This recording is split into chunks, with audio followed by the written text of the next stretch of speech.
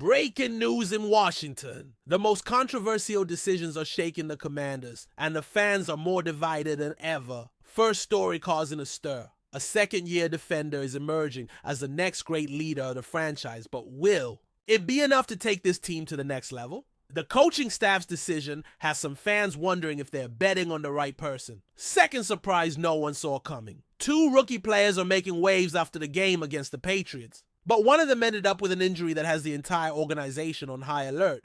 Can these new talents truly change the season's fate? The news that has everyone talking. Our star tackle is dealing with a minor injury that could be more serious than it appears. With the offensive line already being a weak point, can this team afford to lose one of its most important pieces? If you're a true fan of the Commanders, you can't miss a single second of this exclusive information. Like now and subscribe because this season promises to be the most intense in years.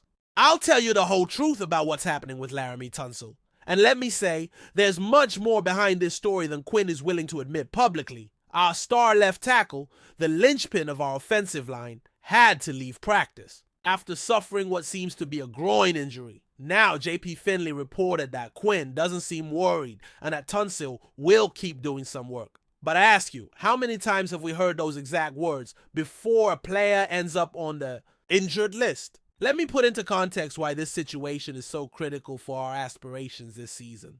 Tunsil isn't just any left tackle. This man is the reason why Adam Peters and Dan Quinn could sleep peacefully, knowing Jaden Daniels would have NFL quality protection from the first snap. And now I ask you, what happens to that peace of mind when your star tackle can't even finish a practice? But here comes what really worries me, something Quinn mentioned that many are overlooking. He said Tunsil is part of a group of veterans learning to fit into the system. Do you realize what that means? Tunsil is trying to master Cliff Kingsbury's offensive system while dealing with an injury already limiting his practice time. I've been following this team for years, and let me tell you something. The offensive line already showed clumsiness in that first game against the Patriots. Quinn's exact words were, "The three phases? I thought they were sloppy tonight."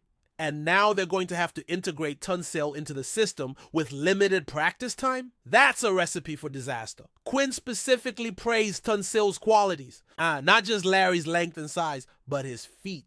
That's what makes him so challenging to face. But I ask you, what good are those quick feet if a groin injury is affecting his mobility and practice ability? Here's the part I've been thinking about all night.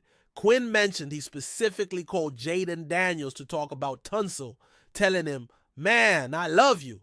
But you know who really, really loves you?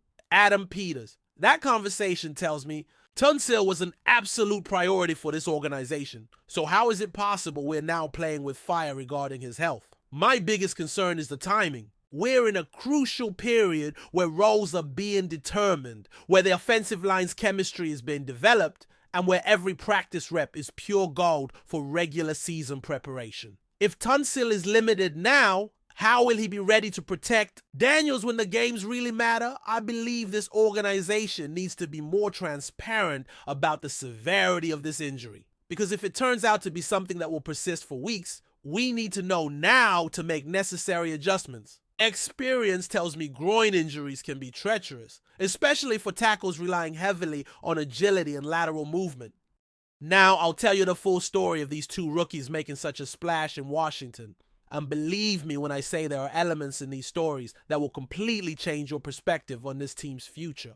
Kroski Merritt, the running back that has Quinn excited. Let's start with Kroski Merritt because I believe this young man represents exactly the type of player who can take the Commanders to the next level, but also comes with risk that no one is openly discussing. In that game against the Patriots, Kroski Merritt had 8 touches for 32 yards. Now, I know those numbers won't impress anyone on a stat sheet, but let me explain why Quinn is so excited about what he saw. Quinn specifically mentioned, "I like the skills we're seeing from Bell. I'm encouraged by what I've seen so far." But more importantly, he described the technical qualities he saw.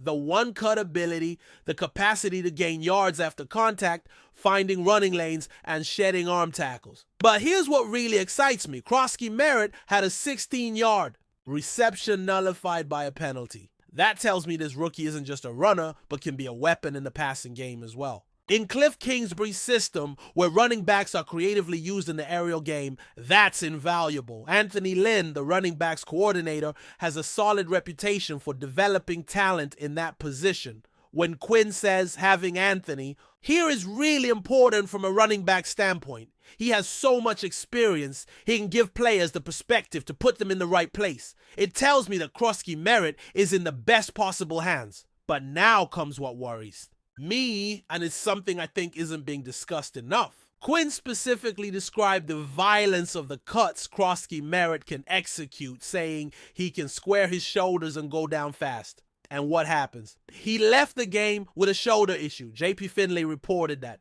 Bill Merritt said his shoulder was checked out, but everything was fine. He fell hard on it. But I ask you, can a rookie who relies on violent cuts and physical contact afford any shoulder issue, no matter how minor?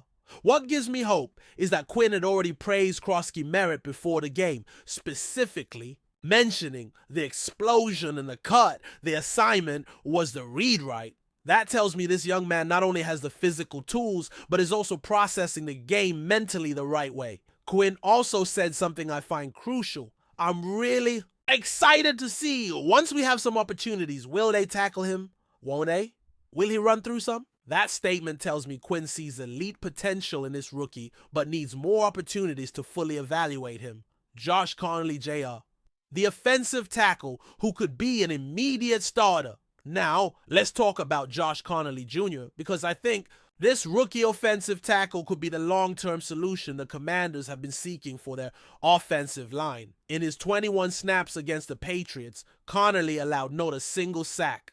But more important than that statistic is how he achieved it. Quinn specifically praised the quickness off the ball and mentioned liking seeing him working alongside Laramie Tunsil. But here's what really excites me. Connelly showed blocking abilities for the running game and the versatility to reach the safety level in screenplays. That combination of strength, technique, and athleticism is exactly what you need in a modern NFL tackle. Quinn said something about Connelly that I find fundamental. It felt clean for him. In Quinn's vocabulary, when something feels clean, it means the player is executing his job without confusion, without technical errors, and with confidence. For a rookie in his first preseason game, that's exceptional. What makes me even more optimistic is that Quinn mentioned they knew we were going to play X amount in practice and try to get around 20 in the game. And we did. That tells me Connelly is following exactly the development plan they had for him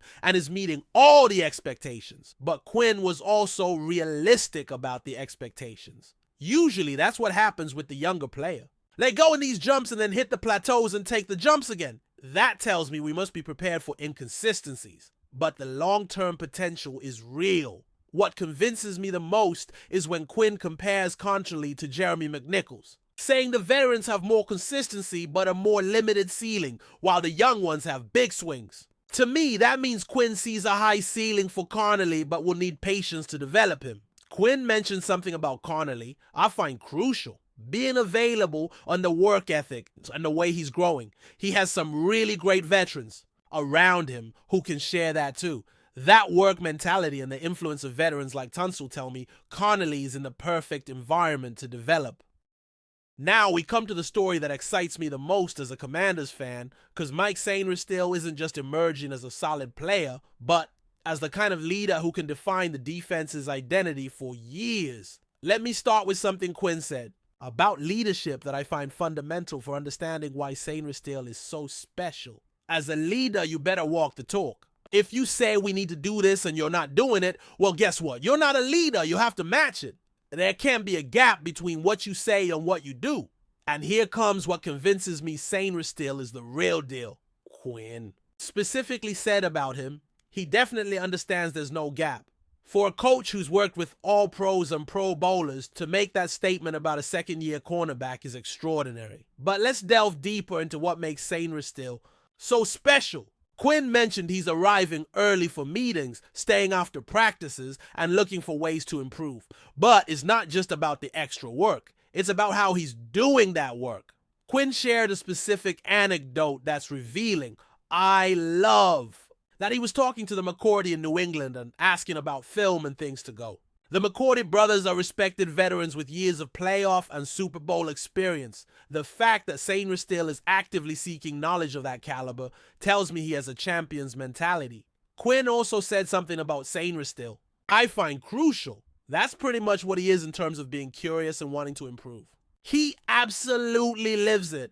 That phrase lives it is key because it means for Sainristil, continuous improvement isn't just something he does, it's something he is. What excites me the most is that Quinn sees in Sainristil someone who fits perfectly into his vision for the Commanders, a team built on discipline, preparation, and relentless improvement. Those are exactly the qualities you need in a defensive leader. But here's something I think many aren't considering. Sainristil is entering only his second season, but is already taking on leadership responsibilities that typically take years to develop.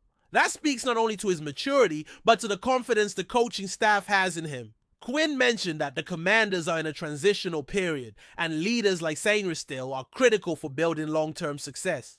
That statement tells me the organization sees Sainristil not only as a piece of the current puzzle, but as a cornerstone of the future. What convinces me the most is when Quinn says his work ethic and willingness to learn from veterans show a maturity that's rare for a player entering only his second season. Coming from a coach who's seen it all in the NFL, that kind of praise isn't given lightly. Quinn was also specific about the challenge Sainristil faces. Maintaining that same intensity from training camp through the regular season and beyond. But based on everything I've seen and heard, I believe Sainristil has exactly the right mindset to overcome that challenge.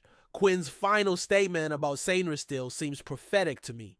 If he continues on this path, Sainristil could be a cornerstone of Washington's defense for years. To me, that's not just a possibility, but a prediction of what's to come.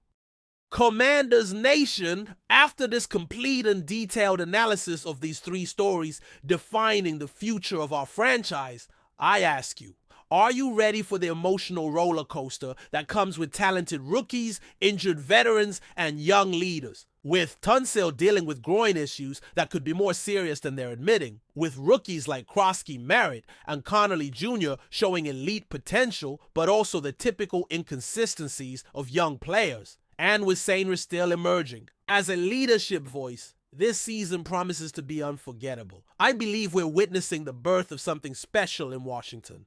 We have the perfect mix of veteran experience, hungry young talent, and emerging leadership that can take this franchise to heights we haven't seen in years. If this deep and detailed analysis is giving you exactly the information you need as a true fan of the Commanders, show it with that like now. And if you want to continue receiving this level of analysis and coverage, that subscription button is waiting for you. Because this is more than a fan community. We're a family that understands every practice, every injury, every leadership moment, and every rookie play can change the destiny of our season. And together we're going to live every second of this journey to what I hope will be a playoff season. Stay connected because the coming weeks will be crucial and you can't miss a single detail. Hail to the Commanders!